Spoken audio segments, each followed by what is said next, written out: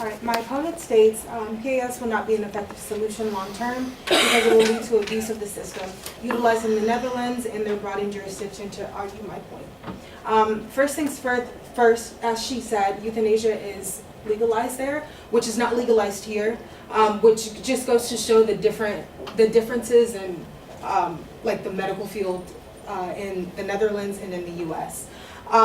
In my opinion, I think that utilizing places like Oregon is a better model of example to compare what may happen because it's within the U.S.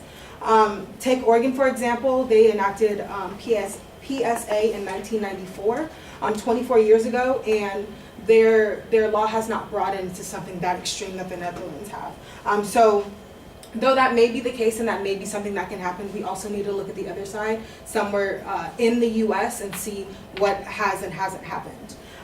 Also, the entire purpose of PAS, I knew I was saying that wrong. PAS is so that individuals have the freedom to decide what is best and most fitting for their situation.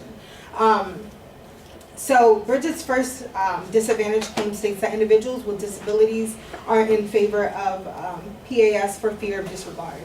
Joan Toffelson, a former disability rights activist, stated, "Much of the opposition physician-assisted dying comes from disability rights activists who falsely assume that legalizing the right to die poses a danger to them and undermines the value of their lives. In the case of right to die legislation, I feel like these concerns are enormously exaggerated, paranoid, and misinformed. The groups don't speak for all of us with disabilities. This exemplifies that while there is concern, that is not the consensus." Toffelson also went on to say that there are polls that show that the majority of the disability community is in favor of having this choice at the end of life. My opponent also makes the argument that physicians feel negatively about PAS and start to question morality behind the practice. According to OregonLive.com, Dr. Charles Blank, an Oregon Health and Science University oncologist, shared that he makes the effort to be by his patient's side before their death when they choose to follow through with PAS. Having attended 30 patient deaths, he states that it is a profound impact on the prescriber. I find it quite moving. I end up being very close with families. Though physicians would rather just have their patients be alive and healthy, they know that the circumstance is anything but. While there is no doubt that some physicians don't agree with PAS, there are plenty out there that find it honorable that a patient would come to them with such a request.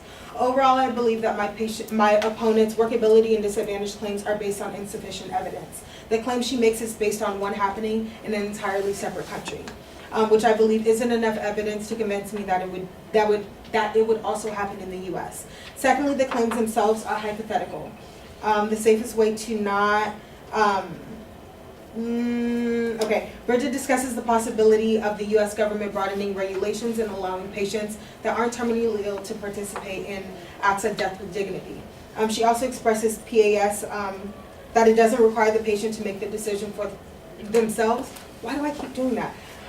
The decision for themselves, and for this I just want to remind you that states have already passed this law, and so far there has been no dramatic Netherlands-like alterations to the law. Thank you.